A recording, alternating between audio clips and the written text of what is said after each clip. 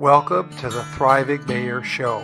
Conversations with people making the biggest difference in the quality of living in our towns and cities, including former and current mayors and other special guests. Each interview features their wisdom, unique perspective, stories, and experiences shared in a casual conversation. Join us and comment on social media as we meet another leader in the life of our urban places. Hello, everyone. I'm Michael Hubicki, the host of the Thriving Mayor Show. It's September 22nd, 2021, and this is episode 33. And I'm extremely thrilled today to have three guests on the show from the British Columbia Council for International Cooperation: Hannah Romses, Angela Liu, and Brooke Sutherland. Good morning, everyone. How are you today? Good, thank you. Doing great, thank you. Awesome. Hi, yeah, doing great. Thanks for having us. Oh yeah, super thrilled to get to know you better and to hear about the amazing work that you're doing at the BCCIC. I'll begin this episode by honoring the land and the Indigenous peoples who've lived here from the beginning.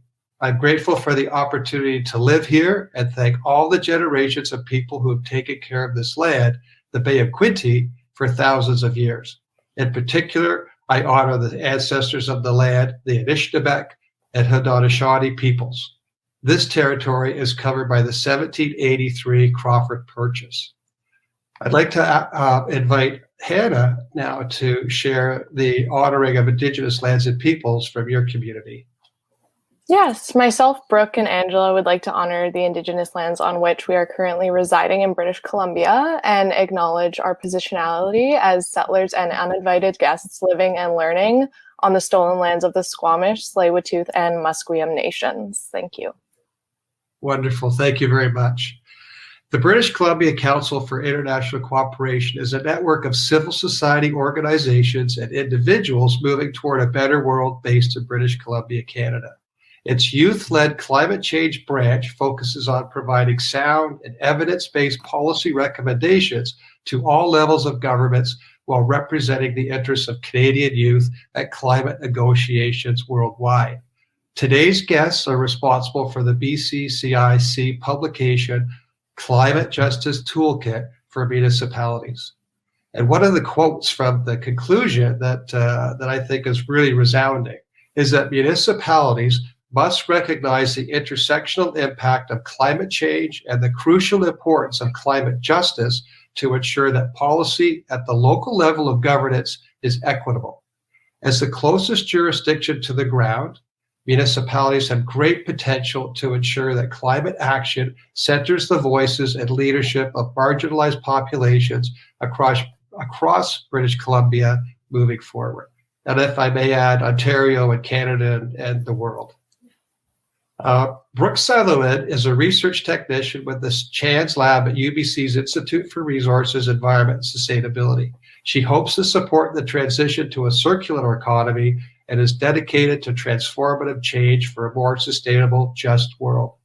Angela Liu is a master's student in environmental conservation and an assistant policy analyst with the BCCIC Climate Change branch. She's passionate about working at the interface of science and policy and mobilizing resources to enhance national climate ambition.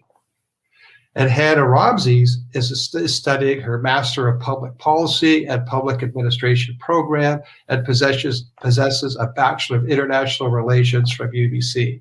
She's currently the coordinator for the Policy and Research Division at BCCIC. Hannah hopes to continue to help advance ambitious action in climate policy. Well, I just want to say that the three of you are a powerhouse and wonderful examples of how young people in Canada and abroad can take such an active and important role in promoting and progressing and helping all of us take action towards climate justice. And your resumes are very, very impressive and very inspirational. And hopefully we could hear a little bit from you as well about what got you interested in climate justice and kind of the journey that you've taken, and maybe help some of the other younger people who are just starting out, and older folks like myself, how we can contribute and make a positive impact. Sure. Just jump in and share your thoughts.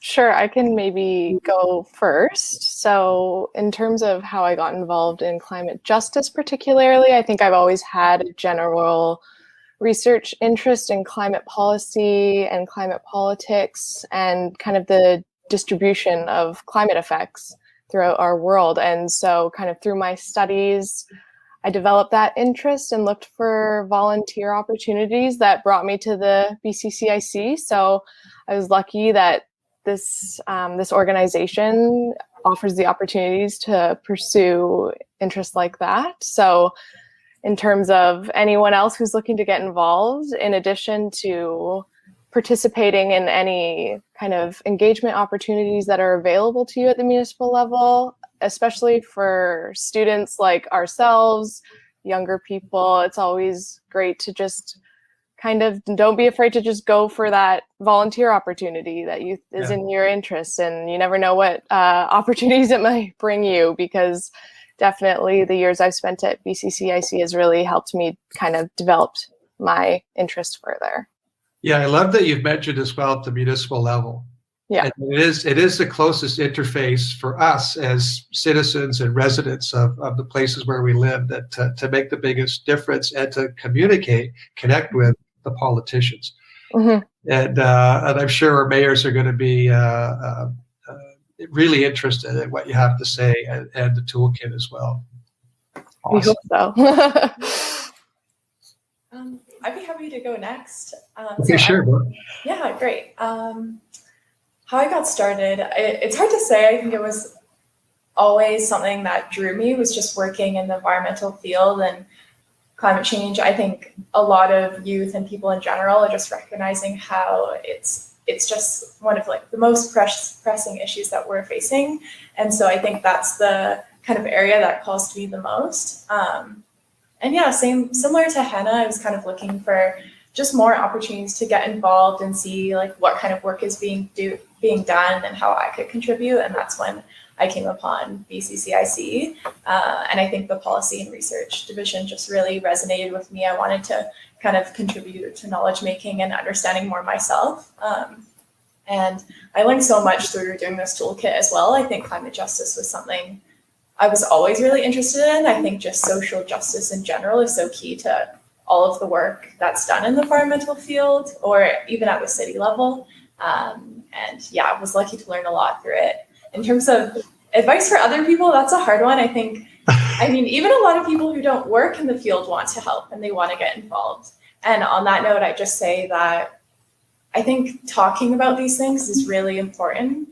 So kind of like talking about your values and what you think is important and uplifting the voices of those people who are most impacted by these problems. So kind of learning from them and sharing their stories. I think that's kind of a critical first step that just anyone can do to kind of get the momentum started and kind of push for your local government or higher level of governments to take action. Yeah. That's really key.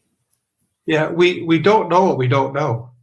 Yeah. And if we don't talk about it, we'll always just stay in sort of this cloud of unknowing, and the echo chamber will just keep repeating all the things that we think we're interested in. And yeah, it's awesome advice is just to talk, share your thoughts. Angela? Yeah, thanks. I guess to jump off of what Brooke was talking about, I also got really interested in climate justice and climate policies when I was doing my undergraduate at UBC, and I actually have quite a scientific background. I'm currently working in a lab at the moment doing analyses for different types of ecosystems and their responses to climate change, and I'll be progressing on to a master's at Oxford next year to hopefully advance some of the stuff that I'm learning. But I think it's really difficult to think about climate change in a vacuum, and the intersections between the social aspect and the scientific aspect is often neglected.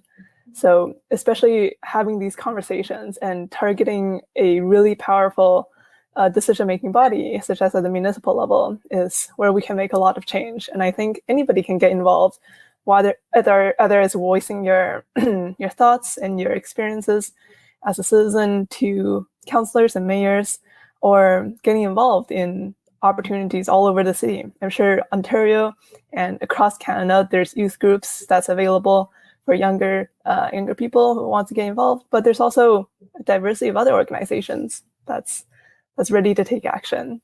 Yeah, and I love that. I love the way that you talk about the diversity of other organizations, and it really helps to bring the idea of justice, social equity, not just for our populations and our places and our people, but the organizations that are interested in it and promoting it. There's such strong synergies Absolutely. together, and different points of view are absolutely critical. Absolutely. That's amazing. Thank you so much for sharing your personal journeys with us. I really admire a quote on the homepage, which you've added from Ban Ki-moon, the United Nations Secretary General. He says, "We are the first generation that can end poverty, the last that can end climate change." What does that quote mean to you? Yeah, I'll take a stab at that one. I think we are at such a pivotal time where systematic change is being brought to the limelight, and we're talking a lot about the ways that maybe our system today is problematic. And I think we finally have the readily available resources and momentum that perhaps previous generations did not have, where we can finally eradicate two of these largest causes of mortality today. So, but I also think it's a call to action, because since we have a lot of work by organizations like BCCIC for these two intertwined causes, but it's still not quite enough. And I think I also really resonate with this quote. Since Ban Ki-moon is the UN Secretary General, and I'm currently working with the UN as an intern at the moment, where we're really pushing governments and ministries from around the world to integrate emission reductions at scale into policies and legislation. I think BCCIC's work mirrors this at a local scale, pushing for these multi-pronged and intersecting issues like climate change and poverty, which are very intertwined, and putting them onto the map, and which makes today such a favorable time for change. Yeah, wonderful, wonderful. Who would like to explain to us a little bit more about the British Columbia Council for International Cooperation and what its mandate is, and in particular, maybe somebody else wants to dive into to your branch or your division? Sure, I can give an overview of BCCIC and as well as the branch that we work in. So more generally, the British Columbia Council for International Cooperation, BCCIC as we're known, is a network that engages in sustainable development and social justice issues. And its membership is made up of individuals, international development organizations, as well as civil society organizations in BC, Canada. In addition to working with and developing the capacity of its membership, BCCIC also focuses on promoting the implementation of the United Nations Sustainable Development Goals framework. And the three of us come from the youth-led, one of two youth initiatives that the BCCIC has. And ours is the youth-led climate change branch, which focuses on the 13th SDG climate action. So maybe going into a bit about what the climate change branch does. We are led by a group of youth under 25 who are passionate about youth engagement on climate action, and we look to achieve intergenerational and equity and a sustainable world. By promoting youth engagement, the climate change branch encourages stewardship and sustainable development values among future designers, politicians, engineers, and architects of the world. We look to strengthen intergenerational collaboration, which entails providing mentorship and education to our youth members, as well as valuing young people's opinions and their ideas for creative solutions for a sustainable future. And we believe that sustainable development is really built upon strong institutions, innovation, and the empowerment of future generations. And so our work is focused in the policy and research division on providing sound and evidence-based policy recommendations to different levels of government. And we also have groups that represent the interests of Canadian youth at climate negotiations worldwide, such as the COP conferences. But yeah, that's a little bit about what we do. What was that last conference you mentioned? The COP conference with the United Nations. The BCCIC has sent some youth delegations to that conference in the years past. Okay. Yeah. And how do you get involved in it? What is there a term? Is it all volunteer? Yeah, we're entirely volunteer based, both in kind of the youth delegate area as well as the policy and research area. We do yearly recruitment campaigns. So every September, we kind of do a large batch of recruitment for volunteers for the next year. And there's a variety of positions available between if you're more interested in policy and research or communications. We also have a podcast, or more the youth delegation side. There's always lots of work to be done, entirely volunteer based. And seeing it as it is September, it is recruitment time. So if anyone watching this is interested, there's always opportunities available with us. Yeah, we'll definitely put some links down in the show notes, and when we replay this, we'll put it right into the YouTube video as well. So you're actively recruiting, but I guess do people that you're going to retain or bring on board, do they have to be living in BC, or because we're so virtual now, can they be elsewhere? Yeah, it's open to being elsewhere as well. When I first started with the BCCIC, I was originally a BC resident, so I heard about BCCI through my university, but was living in Montreal to do grad school. So even before COVID and the move to remote, I had originally reached out and had a kind of a remote volunteer arrangement. So even now with COVID, we're entirely remote. So super flexible in terms of location where people want to get involved from. No barriers there. Yeah. That's amazing. And hopefully, this show will help to generate some interest. How do you get people excited about policy? When I was 30 years as a consultant, and we did so many reports and studies, and they'd go on a shelf, and we said, we just want to see this built. Right. Well, why is policy so important, especially for municipalities? And then how do you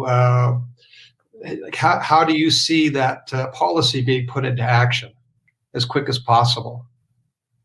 Yeah, maybe I can take a stab at this, and then Brooke and Angela, if you want to add on to anything.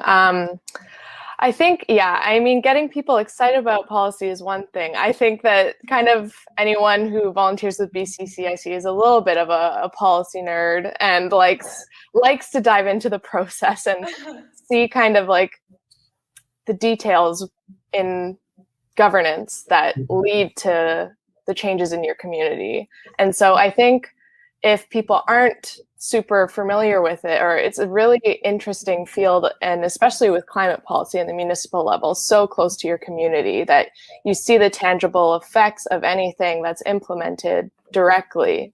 And it's a super great opportunity, especially if you have the chance to work in some policy research, just to see how the process and the policy making and planning stages lead to changes in your community, and how, especially with climate policy, like the contents of municipal action has tangible effects and makes a difference, and that kind of campaigning or giving policy advice can make some significant changes in terms of how climate action's implemented and addressed. Yeah, that's awesome. And we'll get into climate justice as well, but that's an area that I think is kind of new to probably a lot of people. that we hear about climate action and climate adaptation and mitigation, but when we look at it through the lens of climate justice, I think, and that is probably much more easily understood once we explain it and implement it. So I think the toolkit is super exciting, and we'll get into that. Are there other councils like the BCCIC in Canada that are doing similar things, or it's the first I've ever heard of it?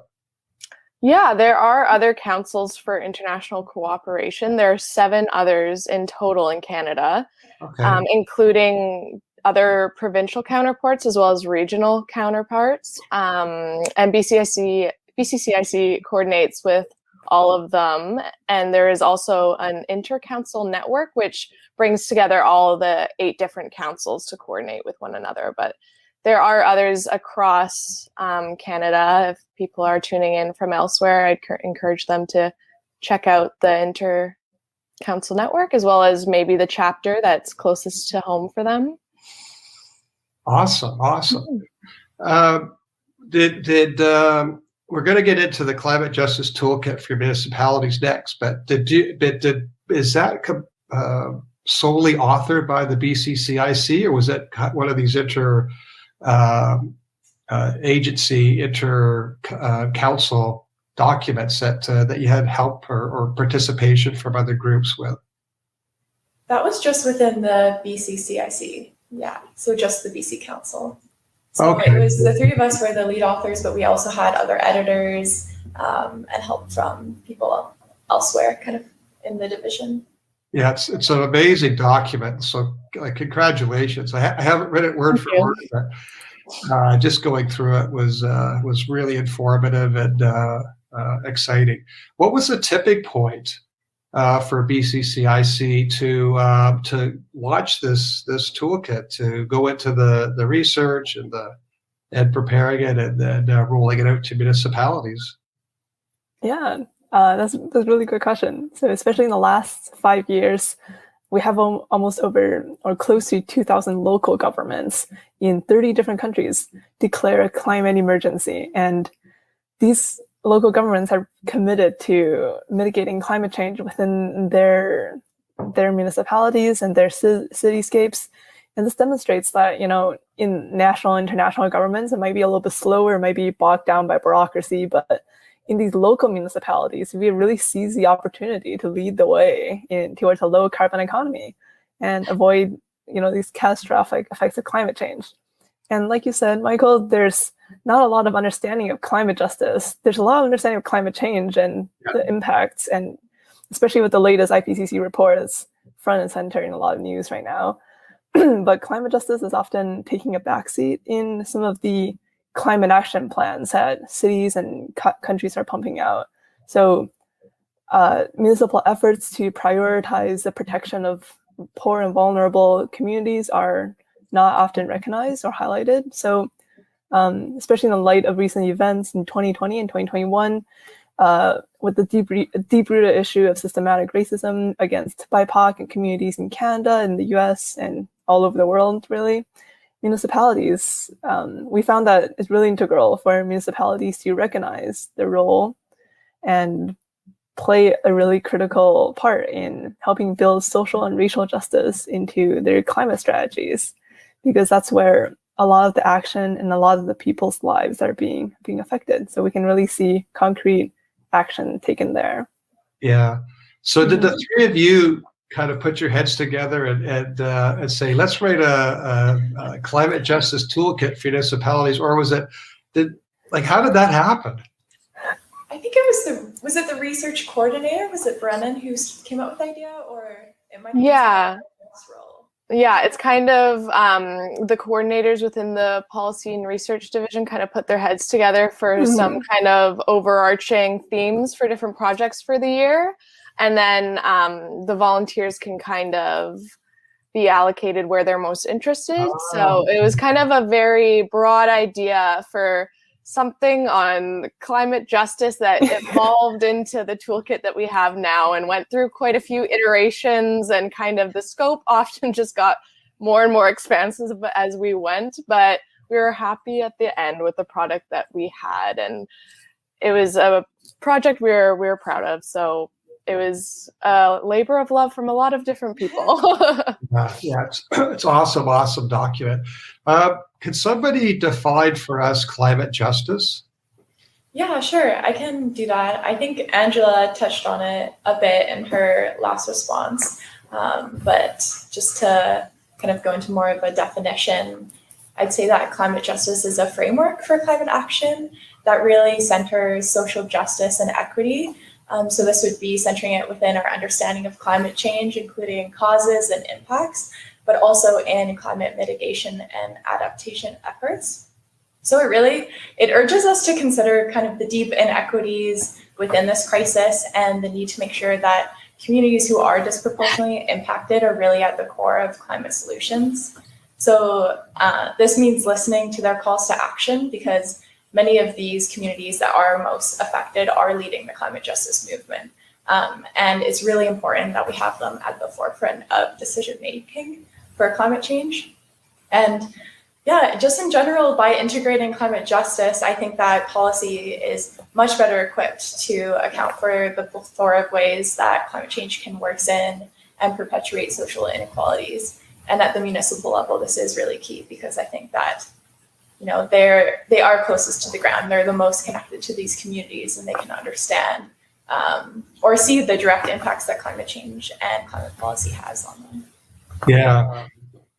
Thank you. In the document I was reading, I was kind of skimming through it when I first got to it, and being a landscape architect, I'm thinking about geography and topography and rising water levels and things. And to me, you know, people living in these low-lying areas, and BC would have a lot of these, and other coastal areas would be particularly susceptible.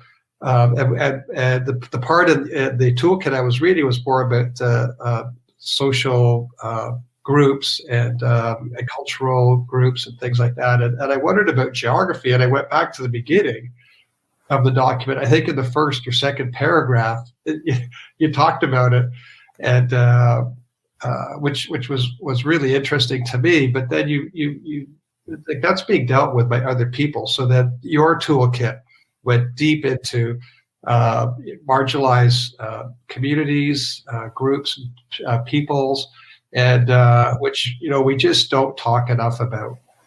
So it's really powerful. So that's kind of my take on it. But how does a municipality now take the document and use it?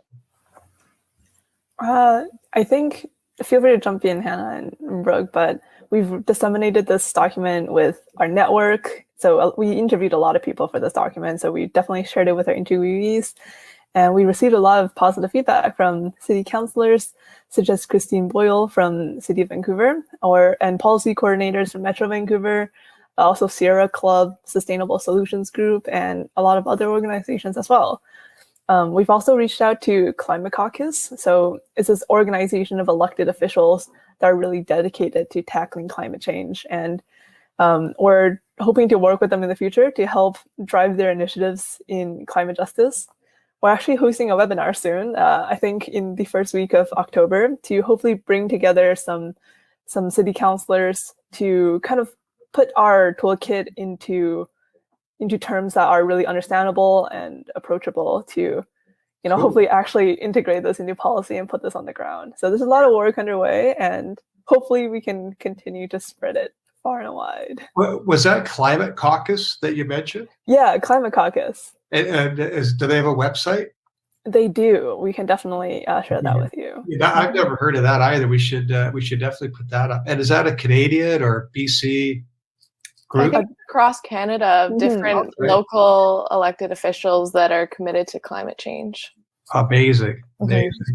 So then the municipalities get the document, and because it's policy, is it going to planning departments or HR or how do you actually see municipalities being able to implement this? I think there's 6 steps, which we'll get to. Yeah, that's a really good question. I think that we hope that kind of everyone across the municipality will read it. I think it's important at multiple levels within the municipality, and just anyone who reads this document, we want them to kind of reflect on municipal practices and critically examine them both in and out of climate policy, and kind of get a better understanding of where they're at and what they could do. And then we hope that it'll also help guide municipalities in the process of integrating these actions. So Right. in a sense, I think that part might be more the policy and planning department, but at the same time, I think it's all across the municipality. I think even one of our action areas focuses on integrating it throughout the municipality itself and their work, and kind of who the employees are and how they structure their own departments. Right. Yeah, I also see it as being a real boost to someone, like, say, a mayor, for their vision, and taking their vision that they may have promoted during an election and saying, like, and adding it, because it's so people centric and community centric and important to sustainability and viability and equity. It's like, For to me, sure. it's really visionary that if we start to look at it that level, and then it'll be integrated in at all these different levels. Mhm. Yeah. Hopefully, Yeah. Toolkit provides the steps to get to that vision.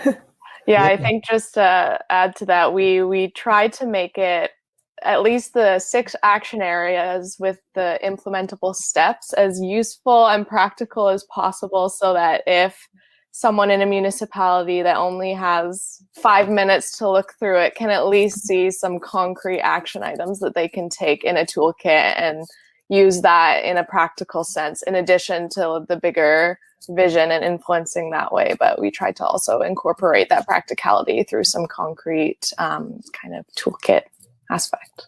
Can we kind of dive into the 6 action areas now, and kind of get a summary of those, and maybe 1 or 2 examples of the concrete steps? Sure, I can provide kind of a overview to start off with of the 6 action areas. So these are kind of overarching thematic areas or goals towards climate justice, and then within them are the more strategic actionable items. Yeah. So the 6 are integrate climate justice into planning and policy.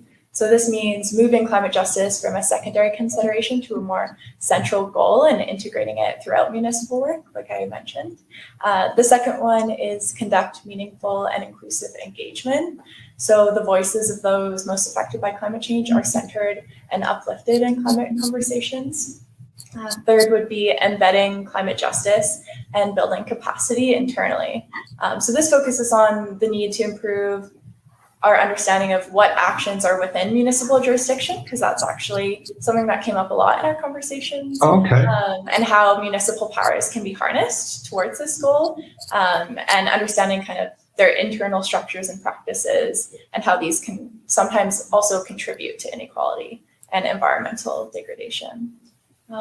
The fourth is develop partnerships and collaborate. That's really important for breaking down silos between government institutions and other sectors of society. Fifth is ensure access to basic goods and services. This is just a really, really critical baseline towards a more equitable society that's also more resilient in the face of climate change. And the sixth and final is raise awareness and amplify climate resources. So citizens have equitable and accessible spaces where they can come together and learn about kind of climate justice, local impacts they might be facing, and also co-produce knowledge for action. Wow, So great. And are there some municipalities now that are enacting some of the actions, or testing it out? Yeah, there's definitely a lot of municipalities undergoing some of the work. We interviewed quite a few across BC, and while there was variation into the extent that they incorporate climate justice, there definitely was quite a few that really have been doing a lot of work in this space. City of Vancouver has climate justice as a central pillar to their new climate action plan that they released, and City of New West is doing a lot of good work. There was quite a few that gave some really interesting examples. I remember a key kind of suggestion through interviews we heard, I think was from the district of Saanich, a really interesting one for public engagement. An idea that they had and used was to say they're doing public engagement for a project. They suggested like going to places where people will be and like transit lines, like doing public surveys on the bus, like in public accessible points where it's no longer a burden for someone to come to you with their feedback. You go to them directly. And we thought that was like a really cool suggestion and something that's easily implementable. And there's lots of work going on, but also lots of opportunities for improvement. Yeah, that's fantastic. And, hopefully just day by day as the word gets out and the toolkit is spread around, and hopefully, well, now, more and more people are going to know about it across the country and internationally as well. So it's going to gain a lot of momentum. There's a mention in there, and we mentioned it at the beginning too, about intergenerational equality. And to me, it's a really interesting frame through which to look at climate change and climate justice. And are there? I didn't hear, but I'm sure there are some tools that are worded in such a way that the mayor and councils can promote intergenerational equality. And I'm just wondering if that came up fairly strongly in your interviews, and by who. And are there some concrete steps for councils to integrate that? Because it's super, super important. And again, we just don't think about it enough. I think on the last note you made, I can comment on that. I think that definitely some cities and towns are trying to consult more with youth or youth-led organizations through their engagement processes, but it's still really key that there are more youth leadership opportunities within city policy and planning processes. So kind of meaningfully integrating this intergenerational equality consideration and having those voices that will be impacted in years to come. I think that's really key. And we did actually speak with one organization called City Hive. So not a municipality, but they're working to encourage youth involvement and throughout policy and local governments. I think that Hannah and Angela actually did that interview, but maybe both of you have something to add on that.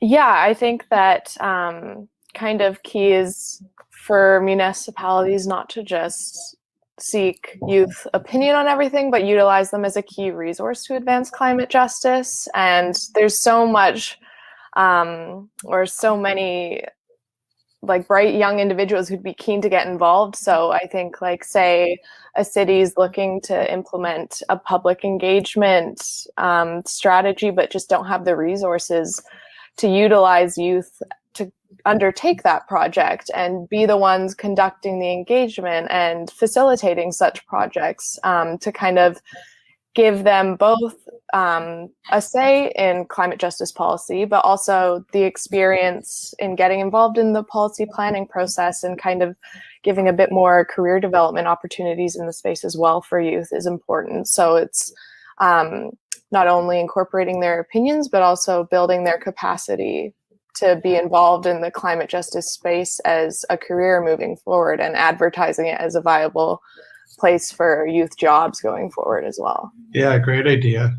Yeah, and there's actually a project I think that BCCIC is working on, focusing on green jobs. So trying to provide a resource for youth who are interested in that space, and so they can learn more and have specific tools to help guide them towards maybe a career path they want to take.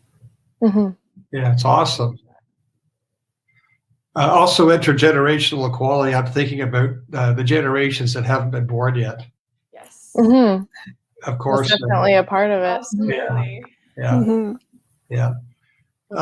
If I may quote a sentence from the conclusion, it said, climate action must break down inequalities, be grounded in reconciliation and anti-racism, and move towards a more equitable future for all communities, while addressing future generations and all species, which is so true, and I think culminates or concludes what we were just speaking about. And can I ask? We're getting close to the end here, but if I could ask each one of you to share one optimistic thought with us about how we can contribute and make a positive difference with regard to climate justice. Sure, I can go first. And I think, as we've spoken about through our conversation today, it's clear that municipalities are really the closest level of governance to their communities. And so it's our hope that municipalities and citizens alike can work together and really break down the silos between governance and the community to contribute towards more equitable and resilient localities, with strategic action to integrate climate justice as a central feature within the local policy planning process. And I think there's a role for both municipalities as well as citizens alike to engage in that process. I guess I'll jump on there. So I agree with everything that Hannah said, and I think municipalities are the best level for driving a forward-thinking and ambitious agenda to meaningfully integrate climate justice into existing frameworks. And then we talked a lot about intergenerational and, bring youth into the movement. It's a really good time to be fostering future leaders in this field, especially a lot of the up and rising youth want to take positions of decision-making power, because we've seen a lot of things that we can improve upon as well. And municipalities work really closely with how a city is designed, since we're also talking about geography and how resources are allocated. So it's really critical to be ensuring equity for these vulnerable populations. And we have these achievable and measurable steps laid out in our toolkit. So all we need is just city councillors and mayors to put them into practice. Mm-hmm. Yeah, both great thoughts. And just to add, I think that while I was helping to work on this toolkit, and as I think about climate justice moving forward, a key thing that stands out to me is really is building trust with these communities that are marginalized, because I think that often they have so much knowledge and so much that they can contribute, but this trust just isn't there with the local levels or other levels of government. And that's something that came up a lot in our interviews. So I hope that that's something that governments can really focus on, rebuilding and kind of truly not just engaging, but working together towards more equitable solutions in the future. And I think for just the public in general, listening to a diversity of voices. So people who are really impacted by these issues, trying to understand their lived experiences and how you can help, how you can contribute. There's a lot of resources out there for sure. And I think I'm kind of learning every day how I can be an active member of this movement. So yeah, just commit to always learning and not thinking that you have it right, but and really practicing this ethic of care, I think. Yeah, awesome. Just listening to all three of you, the two words that I kind of highlighted for me were trust and leadership. And what an awesome opportunity for people to engage and start their leadership journey, like all three of you are, to become our future councillors, mayors, members of provincial, federal governments, and bring along with you that level of trust that you've earned by the work that you're doing, the truth that you're speaking, and the honesty and authenticity is really exciting. And people in all of our communities to just say, hey, you know what? Put your name forward. Run for councillor, run for mayor. And so many of the mayors on the show said, you know what? The key was me getting elected was talking to people.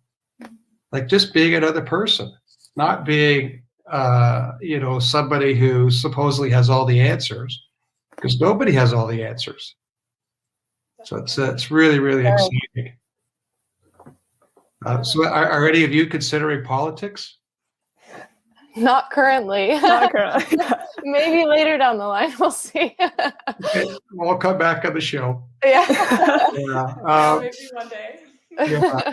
I had at last one here, and thank you so much for your time. But I had mentioned a book that I really enjoyed reading called "The Earth Is Hiring" by Peter Kelly, and I know that none of you have read it. But if people get a chance to read it, it's another really interesting take on what we can do, like how we could live our life. It talks about money as energy. It talks about the planet, Gaia, stewardship. How we bring up our kids, live together in society and things. It's really, really impactful. And just as the last little conclusion here is that is there a book that each one of you has read or is reading that you'd like to recommend? It doesn't have to be about social justice, but something that will inspire us to take action and be change makers and hopefully give us the tools to help heal our planet and our people.